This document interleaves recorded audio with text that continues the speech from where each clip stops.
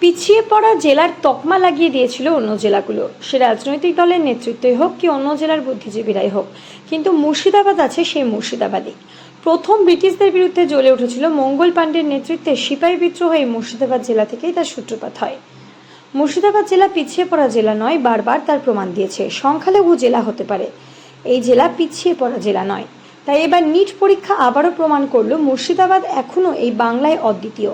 তাই এবারে এই জেলার কৃতি ছাত্রছাত্রীদের জানায় স্যালুট সালাম জেলা বার্তার পক্ষ থেকে। এই জেলার পোড় খাওয়া রাজনীতিবিদ দুইবারের সাংসদ আবু তাহের খান কি বললেন শুনে নেব।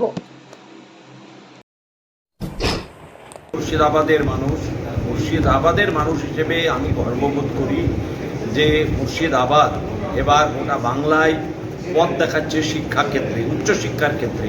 ডাক্তারি সব থেকে বেশি চান্স পেয়েছে, প্রায় 250-র কাছাকাছি নিটে সাফল্যমণ্ডিত হয়েছে মুর্শিদাবাদের ছেলেমেয়েরা।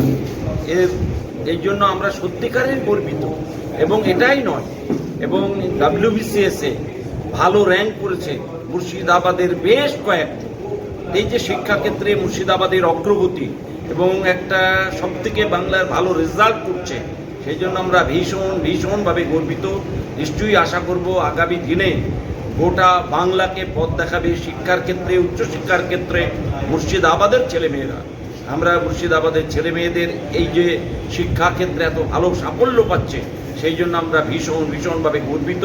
আগামী দিনে তাদের সাফল্যের জন্য আরও বেশি তাদের উৎসাহ দেওয়ার জন্য আমাদের পক্ষ থেকে যা করার আমরা করব।